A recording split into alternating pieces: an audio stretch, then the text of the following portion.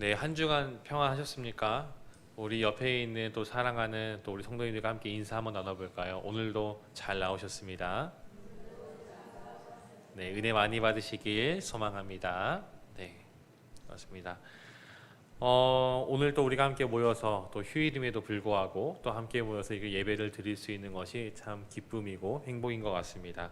이 시간 저 주님께서 우리에게 주시는 놀라운 은혜가 우리 모두에게 충만히 임하는 시간 되기를 소망합니다. 제가 지금은 여러분 보실 때는 키가 조금은 커 보이죠? 네, 제가 이게 태어날 때부터 컸던 것은 아니고요. 제가 중학생 때에는 반에서 제일 작았습니다. 그래서 반에서 1번이어서 항상 운동장 주위를 나가면은 항상 맨 앞에 서 있던 그런 네, 꼬맹이 같은 그런 아이였습니다. 그러다 보니까 이제 키가 작다 보니까 제 스스로도 좀 많이 그때는 좀 위축이 되고 그랬었는데, 근데 이 중학교 시절에 이제 한 또 새롭게 또 학년이 올라가고 또 친구들을 이제 사귀게 됐는데, 또 이제 친하게 된 그 친구가 굉장히 키도 크고 또 저보다 싸움도 훨씬 잘하는 그런 친구랑 친하게 되었습니다. 그러니까 그 친구랑 이제 친하게 지내다 보니까 저는 뭐 물론 의도해서 편하게 생활하기 위해서 친해진 것은 아니지만은 이제 그런 친구들 같이 친해지다 보니까 이제 도리어 이제 제가 키가 작음에도 불구하고 다른 친구들이 저를 조금 해코지하지도 않고 좀 평안한 그런 시절을 보냈던 기억이 납니다. 근데 그 친구가 정말 그때는 정말 키도 크고 굉장히 싸움도 잘하는 줄 알았는데, 하지만 네, 조금 더 위에 있는 형들을 만나게 되니까 굉장히 이제 조금 위축되는 그런 모습을 보면서 굉장히 싸움을 잘하는 것이 정말 상대적이다라는 것을 그때 좀 느끼게 된 것 같습니다. 이제 세월이 지나가지고 제가 이제 군대에 들어가게 됐습니다. 입대를 하게 됐는데, 이제 군의 훈련소에 들어가니까 여러 가지 이제 막 생활 기록부도 또 작성하고 뭐 여러 가지를 막 작성하는데, 그 중에 하나 좀 특이했던 게 무엇이냐면은 가족이나 주변 지인 중에 군인이 있는지를 꼭 물어보는 겁니다. 그래서 왜 물어보는 것일까? 저는 그 당시에 제 주변에 그런 분이 없는 줄 알고 적어서 내지 않았는데, 중간중간 보니까 이제 동기 중에 같은 이제 내무실, 그러니까 생활관을 쓰는 친구 중에 한 사람이 큰아버지가 이제 해군에서 별을 달고 계셨던 장군이었습니다. 그걸 딱 알게 되자 조교들의 눈빛이 조금씩 변하면서 그 친구를 함부로 하지 않고, 또 나중에 그 친구가 이제 저희 같은 자대 배치 받을 때 저는 제일 말단까지 떨어졌는데, 그 친구는 그 사단에 남아가지고 조금 더 편안한 생활을 하고 있었던 것을 좀 보게 되었습니다. 여러분 어떠신가요? 이 세상을 살아가는 동안에 우리에게 뭔가 조금 든든한 그런 친구라든지 어떤 든든한 인물이라든지, 뭔가 쉽게 말하면 소위 말하는 어떤 백이라든지 뒷 배경이 우리에게 있을 때에 조금 우리는 삶을 조금 더 편안하고 좀 수월하게 살아가는 것 같습니다. 그쵸? 여러분 어떻습니까? 우리가 이 세상에서 말하고 있는 그런 우리의 든든한 뒷배경들이 영원하지 않다라는 것이죠. 제가 중학생 때 저보다 키도 크고 힘이 센 친구를 정말 좀 의지하는 모습이 있었지만은, 하지만 그 친구도 더 힘이 센 형을 만났을 때에는 아무런 힘을 발휘하지 못합니다. 요즘 우리나라 정치를 보아도 뭐 경제를 보아도 정말 영원한 것은 없는 것 같습니다. 항상 이렇게 뒤바뀌고 또 서로가 높은 자리에 있는가 하면 내려오기도 하고, 정말 그렇게 계속해서 바뀌는 그런 모습을 보고 있습니다. 여러분 혹시 이 자리에 앉아 계신 성도님 중에서 정말 다른 사람들이 부러워할 만한 그런 배후의 세력을 보유하신 분이 계십니까? 어느 누가 와도 나는 정말 꿀리지 않는 그런 든든한 나를 도와주는 그런 사람이 있어 라고 말하고 계시는 분이 있으신가요? 이 시간에 그런 사람이 없어도 괜찮을 것 같습니다. 왜냐하면 오늘 우리가 함께 살펴볼 이 시편 23편에 등장하고 있는 다윗의 고백이 바로 오늘 우리의 고백이고, 또 그 하나님이 바로 우리의 하나님 되시기 때문입니다. 오늘 본문을 보게 되면요, 시편 23편 굉장히 잘 아는 말씀이죠. 지난 시간에도 1절과 2절을 살펴보았는데, 오늘 이 시편 23편은 저번에도 말씀을 드렸듯이 이 다윗이 왕위에 올라서 굉장히 편안한 시절 동안에 지은 시가 아닙니다. 학자들은 시편 23편에 지어진 시기가 바로 이 다윗이 20대의 시기 가운데 사울 왕의 낯을 피해서 그 광야를 도망 다니던 그 시기까지 지어진 시라고 추정하고 있습니다. 당시 이스라엘의 최고의 권력자는 누구입니까? 우리가 정말 잘 알다시피 바로 이 사울입니다. 모든 권력과 힘의 그런 중심이 다윗이 아니라 사울에게 집중되고 있었던 시기입니다. 아직까지 사울은 건재하던 그런 시절입니다. 그에 비해서 이 다윗은 어떻습니까? 이 사울의 사위로서 정말 군대의 어떤 장수, 장관까지는 올라갔을지 모르지만 지금 그의 신분은 도망치고 있는 그런 사실입니다. 다윗도 이 사실을 누구보다 잘 알고 있었습니다. 언제라도 이 사울의 군대의 손에 발각이 되고 잡힐지 모르는 그런 상황 가운데 지금 놓여 있었습니다. 정말 말 그대로 한치 앞이 보이지 않은 깜깜한 상황 가운데 다윗이 하루하루 그 시간을 보내고 있습니다. 바로 이 어두운 시기 가운데 정말 인생에 있어서 굉장히 어두운 터널과 같은 이 시기 가운데 다윗이 믿음으로 고백하는데 그 고백이 바로 여호와는 나의 목자시니라는 고백을 하고 있는 것입니다. 하나님께서 나의 목자가 되시기 때문에 그분께서 나를 정말 그런 푸른 풀밭과 또 실만한 그 물가로 인도하시는 분이시다라는 것을 그가 고백하고 있다라는 것이죠. 자, 오늘은 이 다윗이 고백하는 하나님에 대해서 우리가 조금 더 깊이 살펴보고자 합니다. 3절과 4절 말씀을 우리가 한번 조금 더 깊이 보려고 하는데요. 첫 번째로 다윗이 고백하는 하나님은 어떤 하나님입니까? 3절 말씀 보게 되면은 우리를 소생시키시는 분이라고 다윗은 고백하고 있습니다. 여기에 이 소생이라는 단어는요, 히브리어로 슈브라는 단어를 쓰고 있는데 이 단어의 뜻은 이제 여러 가지가 있습니다. 근데 제가 몇 가지 찾아보면은 돌아가다, 되돌아가다, 그리고 불러일으키다, 다시 데려가다라는 단어를 쓰고 있습니다. 그러니까 이 소생시키신다, 특별히 영혼을 소생시키신다라는 것은 무엇이죠? 우리의 영혼을 되돌려준다, 우리의 영혼을 다시금 불러일으킨다, 다시 데려간다라고 지금 의미를 갖고 있습니다. 그러니까 어떤 상태로 가져가냐면은 하나님과의 우리와의 그 관계가 정말 완전했던 그때 그 모습으로 하나님께서 우리를 인도하시고 이끌어 가신다라는 거죠. 즉 하나님께 우리 영혼을 소생시키신다라는 것은 우리의 영혼을 단순히 어떤 위로하는 차로 끝나는 것이 아니라 가장 완벽했었던 정말 하나님과의 온전한 교제와 있고 저 사귐이 있었던 그것으로 그 모습으로 하나님께서 우리를 회복시켜 주신다라고 지금 말하고 있습니다.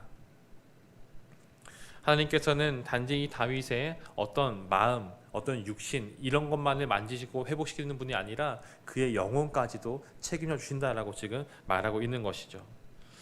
여러분들은 사람들은 스트레스를 받거나 정말 어떤 지침을 경험하게 될 때에 어떻게 그것을 해소합니까? 여러분들 스트레스를 받으실 때 보통 어떻게 그것을 푸십니까? 네, 저마다 방법이 있죠. 저 같은 경우는 예전에는 이제 딱 스트레스 받으면 집에 가자마자 바로 그냥 씻고 딱 잠을 잡니다. 그래서 길게 푹 자고 나면은 어떤 이 짜증이 나거나 좀 스트레스 받는 그런 상황들이 이렇게 올라왔던 것들이 한숨 푹 자고 나면 이게 쑥 내려가는 그런 경험을 하게 됩니다. 그러니까 물론 요즘은 이제 잠으로도 해결이 안 되면은 저도 열심히 이제 막 밤에 막 이것저것 시켜서 먹고 막 그렇게 하는 모습들도 있기도 합니다. 어떤 사람들은 스트레스가 누적되거나 좀 지쳤을 때에 여행을 가는 사람들도 있죠. 어떤 뭐 해외가 아니다 할지라도 뭐 국내에 어떤 근교라도 잠깐 바람을 쐬면서 머리를 식히는 그런 모습을 지니기도 합니다. 우리가 어떤 맛있는 음식을 먹거나 여행을 가거나 혹은 잠을 자거나 이런 것들은 우리 어떤 스트레스를 해소하는 데 조금은 건전한 모습이죠.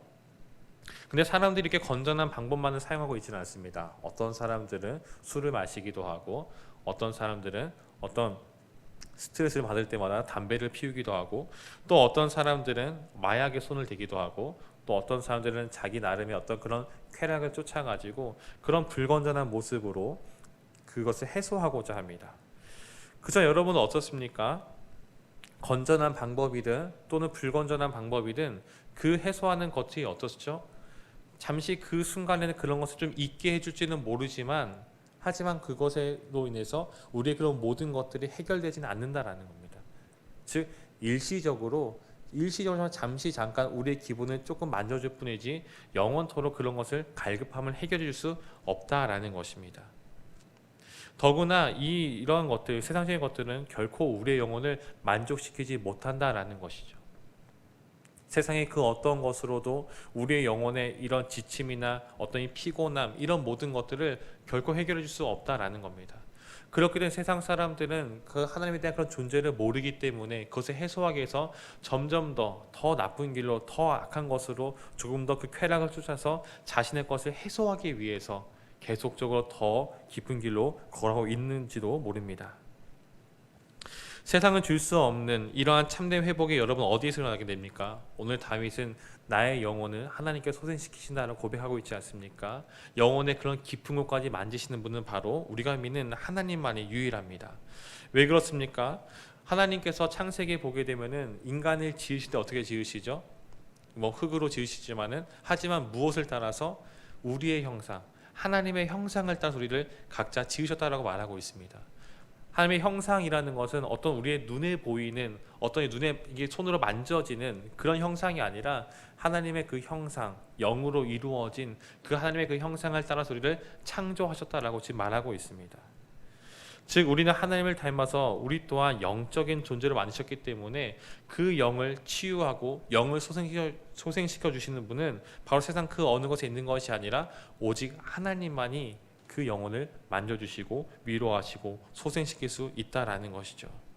그렇기 때문에 우리가 우리의 마음 가운데 또 우리의 영 가운데 참된 쉼과 평안과 그 마음 가운데 평화를 얻기 위해서는 세상의 그런 어떤 다양한 방법을 통해서 얻는 것이 아니라 오직 하나님께 나아올 때 우리의 영혼이 다시금 회복될 줄 믿습니다. 두 번째로 하나님은 우리를 어디로 인도하시냐면은 의의 길로 인도하시는 분이다라고 다윗은 고백하고 있습니다. 자, 어디로 인도하신다 말하고 있죠? 바로 의의 길이라고 하죠. 의의 길. 여기서 이 의라는 것은 옳은 것을 의미합니다. 옳은 길로 인도하신다. 즉 여기서 이 옳은 것이라는 것은 우리를 하나님의 자녀로서 하나님의 자녀답게 하나님께서 인도해 가신다라고 지금 말하고 있는 겁니다. 이제 교회가 가양동으로 이사하고 저도 이제 예전에는 걸어서 왔다 갔다 했지만 지금은 대중교통이나 차를 운전해서 이렇게 오고 있습니다.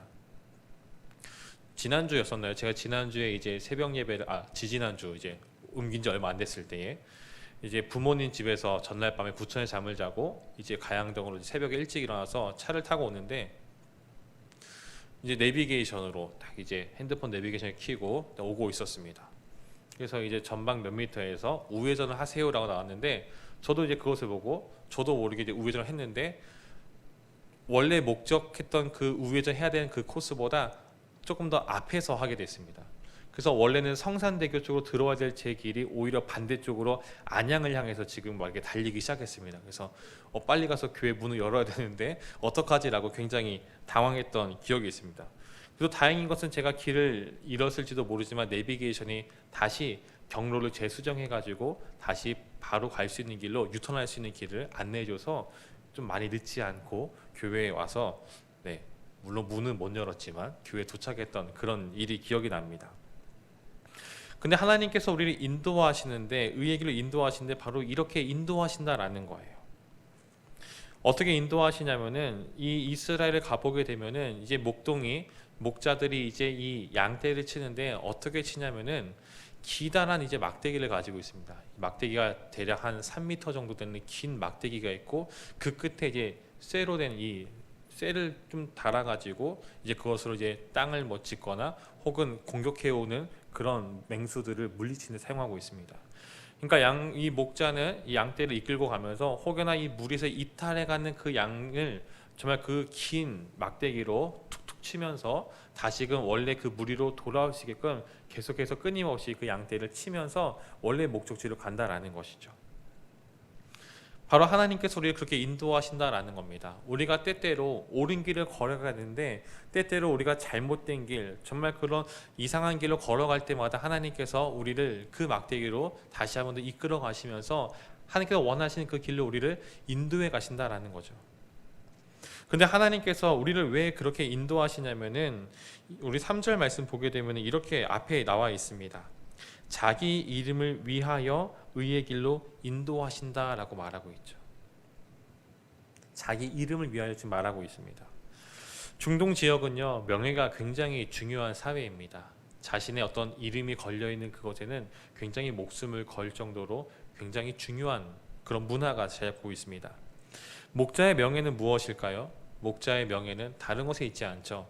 자기가 맡고 있는 그 양떼를 잘 돌보는 것, 잘 먹이는 것, 그리고 그 양떼를 잃어버리지 않는 것, 그 양떼를 맹수들에게 빼앗기지 않는 것, 잘 지키는 것, 그것이 바로 목자가 해야 될 일이고 목자의 명예라는 것이죠.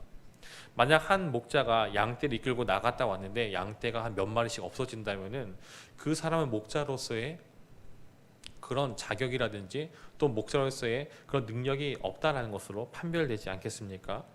다윗도 어린 시절에 이 목동으로서 생활할 때 어떻습니까? 그가 어린 아이였지만은 이 맹수들이 사자나 곰이 이 양을 먹기 위해서 양을 잡아먹기 위해서 다가올 때마다 하나님의 이름으로 그것을 물리쳤던 그런 고백을 하고 있지 않습니까?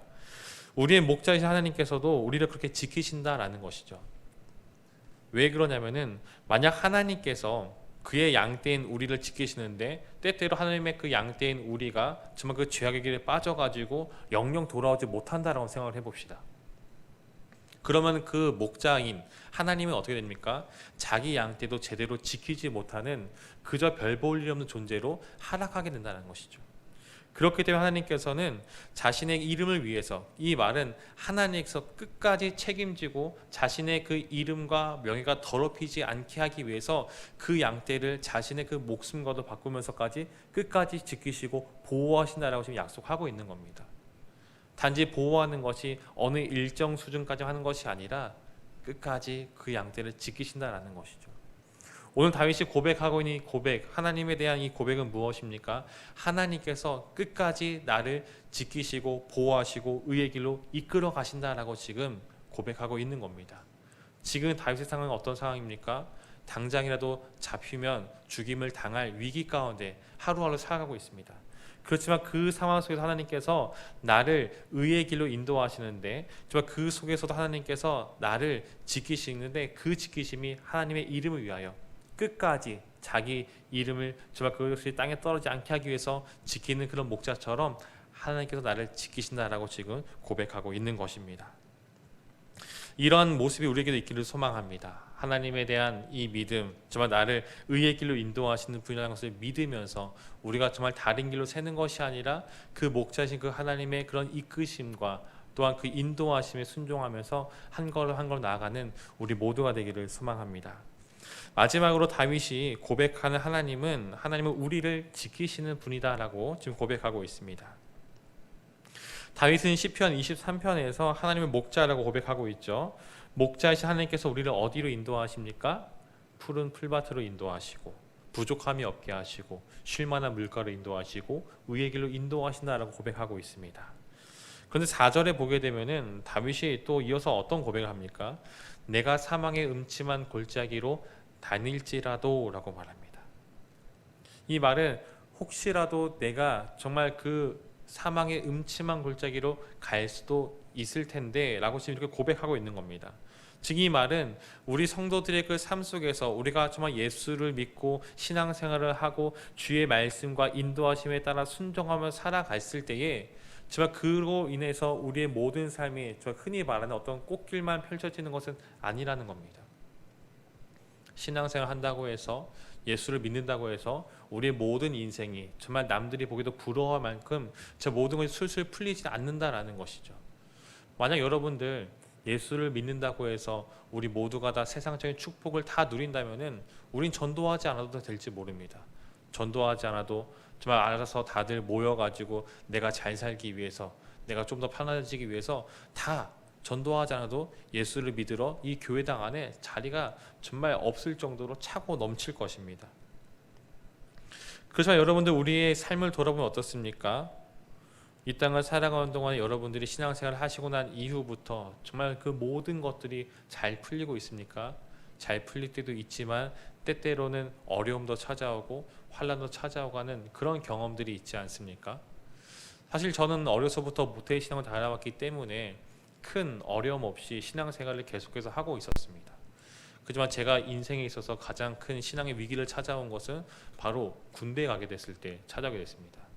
하필이면 이제 군대 가게 됐는데 소대 내에서 교회 다니는 사람이 그 당시 이등병 때는 저밖에 없었습니다. 그래서 교회 가는 그 자체를 이해하지 못했고 또 저희가 이제 해안 경계를 근무서는 부대에 있어가지고 한번 이제 이 선임이랑 근무를 나게 되면 보통 6시간, 7시간씩 바다를 지키면서 서 있는 그런 걸 하게 됐습니다. 그러면 7시간 내내 그 선임이 이제 막 불교 신자였는데 그 불교에 대해서 저에게 엄청나게 합니다. 막 이런 말 해도 좀 모르지만 항상 저 옆에 오면은 굉장히 장난스러운 말로 막 너 예수님 믿지? 이러면은 네, 저 예수님 믿습니다. 그러면 부처가 짱이야 막 이러면서 지나가는 이상한 또 선임이 장난기 좀 많은 선임이 있었는데 그런 선임도 있었고 굉장히 좀 교회 가는 거 탐탁치 않아 하는 그런 사람도 굉장히 많이 있었습니다. 제가 교회를 다닌다고 해서 그들에게 피해를 준 것도 아닌데 교회를 다닌다고 해서 정말 그들에게 제가 맡은 그 일을 하지 않는 것도 아닌데 굉장히 그런 핍박과 환난들이 처음에 좀 많이 있었습니다. 그렇지만 그 안에서도 끝까지 믿음의 사람답게 말씀을 지키며 누구보다 열심히 누구보다 정말 앞장서서 최선을 다해서 맡겨진 일 또 남들이 하는 일들을 같이 감당해 나갈 때에 그 모든 인식들이 점차 변하는 것을 보게 되었습니다. 오늘 다윗이 고백하는 내용은 무엇입니까? 사망의 음침한 골짜기를 다닐지라도 그 다음 해를 두려워하지 않을 것은 두려워하지 않는다라고 말하고 있죠. 전혀 겁을 내고 있지 않습니다. 여러분 지금 다윗은 평안한 때가 아닙니다. 오히려 지금 이 순간에 지금 다윗이 사망의 음침한 골짜기를 가는 것 같은 그 안에 있는 것 같은 그런 상황권에 있습니다. 정말 그 사울의 군대가 정말 그 군대의 그 소리가 귓가에 들릴 정도로 매우 가까이 있는 그런 상황입니다. 이스라엘 땅이 굉장히 넓은 땅이 아닙니다. 여러분 굉장히 좁은 땅에 그 한 3천 명의 군사를 풀어가지고 다윗을 수색하고 있는 사울의 모습을 상상해 보십시오. 다윗은 혼자만 숨어 있는 것이 아니라 400명이나 되는 그 사람들이 함께 무리를 지어서 생활하고 있습니다. 당장이라도 정말 그 걸릴 수 있는 발각될 수 있는 위협 속에서 살고 있는 이 다윗이 고백하고 있는 것은 자신은 그런 해를 당할 것을 두려워하지 않는다라고 말하고 있습니다. 그렇게 고백할 수 있는 이유가 무엇이죠? 주께서 나와 함께 하심이라. 주님께서 나와 함께 하시기 때문에 주님의 그 지팡이와 막대기가 나를 안위하시기 때문에 우리가 아까 말씀드렸던 이 목자의 지팡이가 이 양떼들을 인도하는 역할도 하지만은 이런 맹수들이나 그런 해하려 하는 그런 존재들을 막을 때도 사용되는 무기이기도 합니다. 즉 하나님께서 우리의 목자가 되시고 나의 목자가 되시기 때문에 그런 모든 상황을 간다 할지라도 이 목자가 이 음침한 골짜기도 재빨리 벗어나게 해주시고 또한 그 골짜기에서도 나를 끝까지 지켜간다라고 지금 고백하고 있는 것이죠. 여러분 이스라엘의 목자, 이 양떼와 양과 이 목자의 관계를 볼 때에는 양에게는 좀 굉장히 좀 특별한 좀 그런 특별하다기 좀 그렇고 좀 특이한 점들이 참 많이 있습니다. 그 중에 하나가 무엇이냐면은 이 양이 정말 때때로 자기가 가고 싶은 데로 갈 때가 있다고 합니다. 근데 자기가 가면은 좋은데 어떤 위험한 순간이나 상황이 만나면은 이 양이 이게 굳어가지고 이게 막 벌벌 떨어가지고 경련을 일으키면서 딱딱하게 굳어가지고 풀썩 쓰러진다라고 합니다. 목자가 와서 그 양떼를 다시금 되찾아도 이 양떼가 그것이 쉽게 회복되는 것이 아니라 계속 굳어 있다라고 말합니다.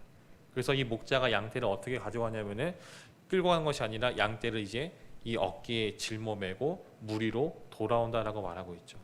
여러분은 이제 성경 그림들 보시면 가끔 이 목자가 양떼를 짊어지고 있는 그림을 볼 때가 있을지도 모릅니다. 무엇이냐면은 우리가 사망의 음침한 골짜기를 다닐지라도 때때로 그 상황 속에서 우리가 정말 마음이 위축되고 정말 그것이 너무도 쪼그라들어서 어찌할 바 모르는 그 상황 속에서 우리의 목자 되시는 그 하나님께서 우리를 내버려 두고 정말 그 시간이 지나면 회복되겠지라고 방치하시는 것이 아니라 우리를 그의 어깨에 메시고 그 골짜기를 벗어나서 다시 푸른 풀밭으로 쉴만한 물가로 하나님께서 다시 의의 길로 우리를 인도해 가신다라고 지금 다윗은 고백하고 있는 겁니다. 오늘 이 고백이 우리의 고백이 되기를 소망합니다. 하나님이 우리를 지키시는데 단지 우리가 어떤 이론적으로 어쩜 좀 멀리 떨어지는 그 지키심이 아니라 정말 우리의 가까이에서 우리의 삶을 너무나 잘 아시는 그 주님께서 우리를 인도하신다라는 그 믿음이 있기를 소망합니다. 여러분 하나님이 우리 목자이심을 믿고 계십니까? 하나님께서 우리의 목자 되시고 우리를 이끌어 가신다는 것을 여러분들 믿고 계십니까? 정말 푸른 풀밭뿐만 아니라 사망의 골짜기에서도 우리를 보호하신다는 것을 우리 모두는 믿고 있습니다. 그렇지만 여러분들 때때로 우리의 삶을 보면 어떻습니까? 우리가 지금 이 순간에는 하나님은 나의 목자시라고 고백하고 있지만은 정말 때때로 우리의 그 삶 가운데 어려움이 찾아오고 정말 그 위기가 찾아왔을 때에 그렇게 하나님을 의지하지 못하는 모습이 간간히 등장할 때가 있습니다. 너무나도 세상의 것들을 바라보면서 내가 어디서 도움을 찾을까 하면서 그런 도움을 구하는 그런 모습이 있을 때도 있다라는 것이죠.